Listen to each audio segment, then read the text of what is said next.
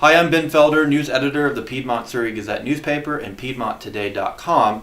And this video is a segment that we are calling a conversation with the candidate. The school board election in Piedmont in February features two candidates. And this week on PiedmontToday.com we are featuring two videos, each with individual one-on-one conversation with one of those two candidates. And today I am joined with Bobby Williamson, who is running for school board. And Bobby, thank you so much for taking the time to speak with me and share a little bit about your perspective with our viewers. We've got some questions that we want to cover, but first I want to give you a chance to kind of quickly introduce yourself to maybe those who might not be familiar with you. Tell me a little bit about your background, how you ended up in Piedmont, and why you're running for school board. Well, first off, thank you for having me, Ben, and thank you for doing this.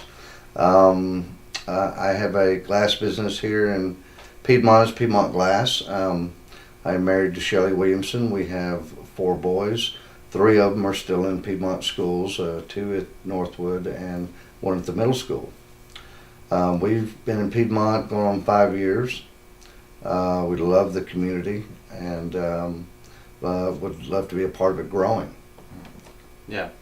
Well, this format is I'm going to ask you a few specific questions, and the point is just to be kind of conversational, granted the name Conversation with the Candidates.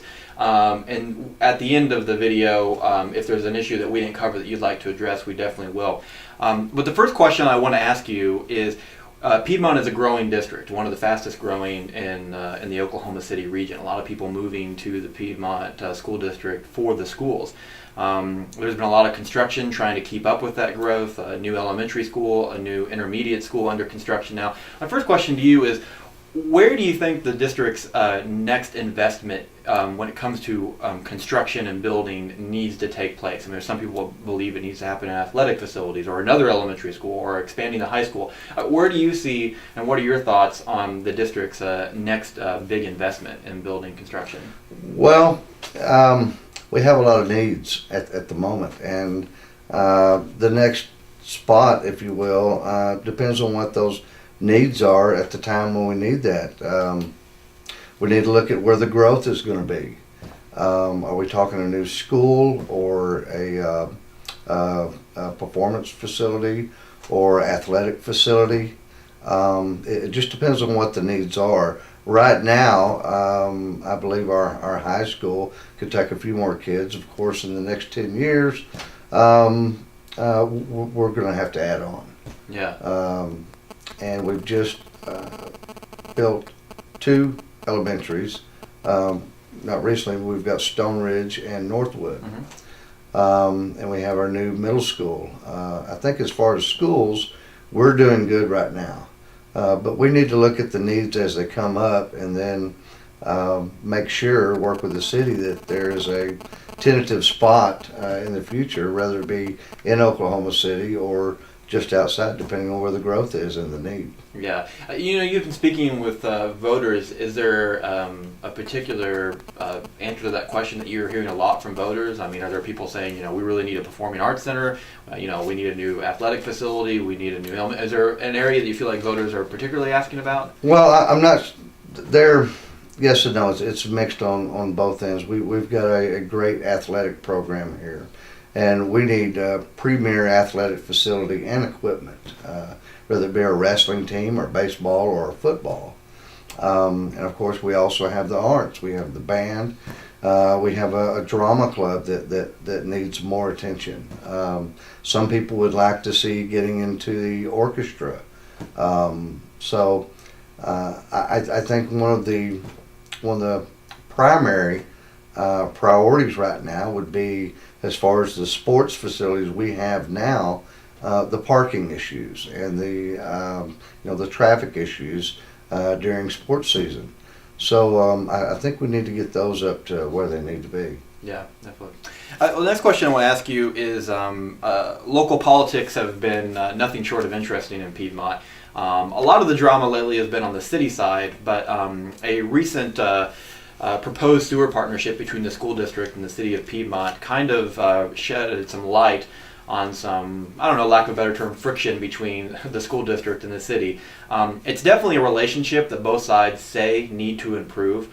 What do you think the school district can do, and specifically as a school board member, what do you think the school board can do to improve that relationship between the school district and the city of Piedmont? Well, that's a great question. And I have heard a lot of talk about that. I think one of the main things we need to do as far as the school and the city is we need to broaden our communication skills with each other.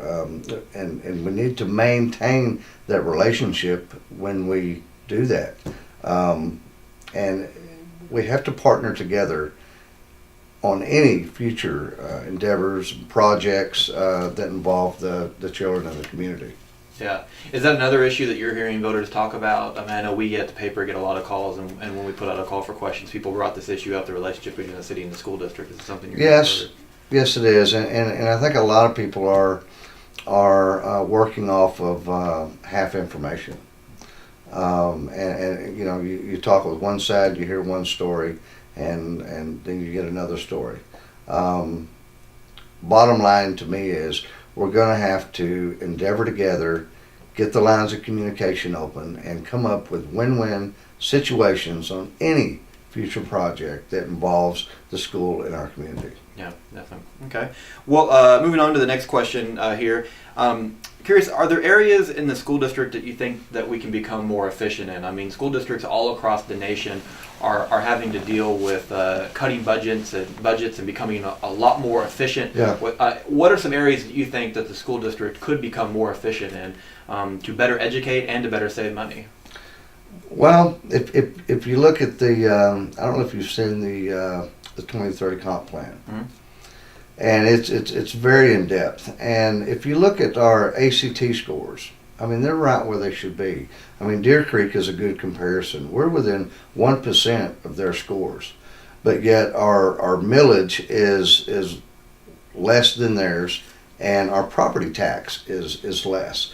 So actually, our millage is right about the same. So right now, we are doing more with less. And you know, I think the community has great representation on the school board, and I think they're doing a good job right now. Of course, it could be better, and we are going in the right direction. Yeah. Okay. The next question I want to ask you about kind of revisits that issue between the relationship between the school district and the city. And you've already mentioned one of the concerns related to facilities is a traffic issue. When there's sporting events, there can sometimes be a lot of traffic around the football stadium and the gym. We hear a lot from readers about the traffic issues specifically near Piedmont Elementary School and near Northwood Elementary School. And the more you build, the more people you have, the more traffic. It makes sense. But is there anything that the school district can do to help alleviate that traffic, or is that simply a city problem that the city needs to deal with? What are your thoughts on that issue? Well, that's a tough question, and it's a hot question.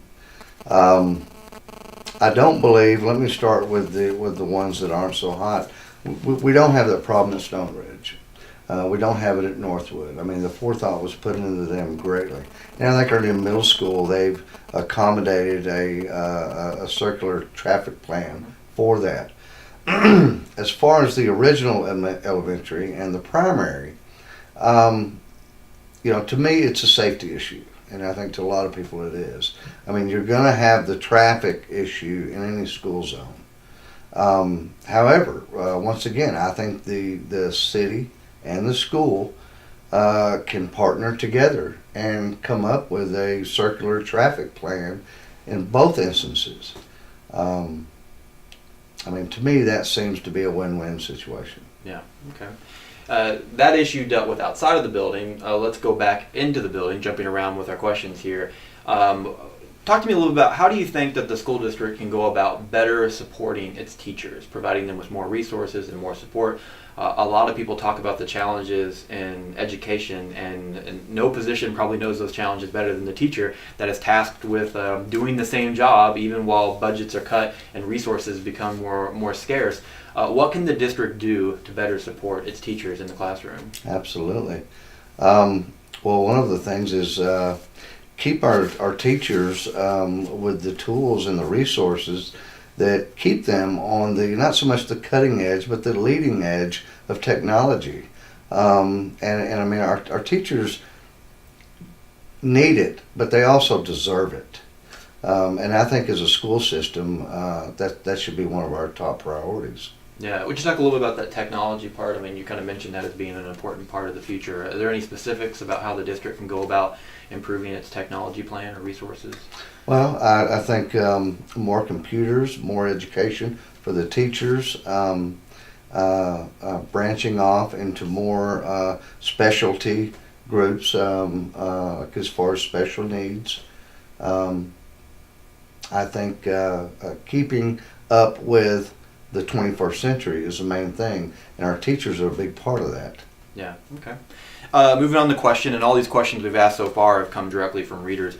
Bullying has been a kind of a key word over the last several years. There's been a lot more attention paid to the issue of bullying, and as it relates sometimes to special needs. I know that's an issue that's kind of close to your heart.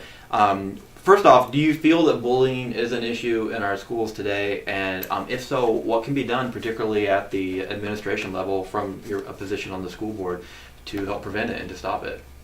Well, the second question, number one, zero tolerance. Do I think there's an issue? Yes. I think the issue is more relevant nowadays, and whereas what you would classify as bullying 30 years ago was not bullying. I think we need to be better educated about it.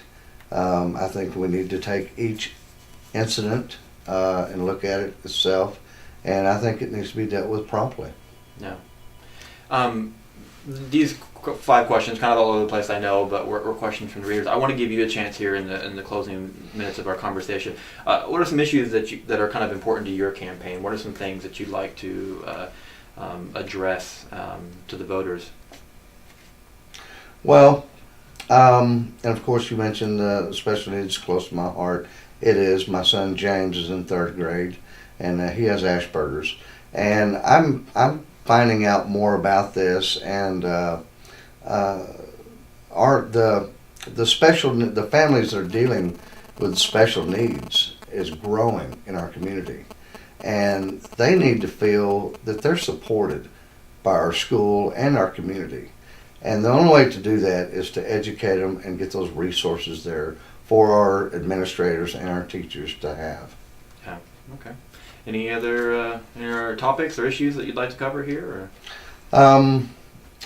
I think we need to put money into our athletic facility. Like I said, I'd like to see expanding our drama department. I'd like to see a string orchestra. I think we have so much in the community that we're not tapping into as far as resources in our kids, and I think we need to put the kids first. Yeah. Okay. Well, I'll let us sign off on this note. Finally, why should you be the candidate that voters vote for come next month? Well, I think I bring a special quality. Number one, I'm a great guy. I have been in business all my life. I've worked for large companies in the U.S. I've dealt with contracts. I have been very involved in the schools, in scouts, football, band. My middle school, John, he's in percussion. My kids are my life, and if you vote for me, I guarantee you that focus and emphasis will be put where it's need to be put. Yeah. Okay. Well, Bobby, thank you so much for taking the time to speak with me today and to help the voters learn more about you and your candidacy for the school board. We thank you for watching. Look for our other conversation with the other candidate on PiedmontToday.com. You get that in while you can. The election in February, up until then, February 14th is the school board election. We'll be providing a lot more coverage on the campaign for school board. We'll also be providing a special election guide in the week before that will be both in print and online. I'm Ben Felder with the Piedmont Surrey Gazette and PiedmontToday.com. Thanks for watching, and remember to check for more updates on PiedmontToday.com.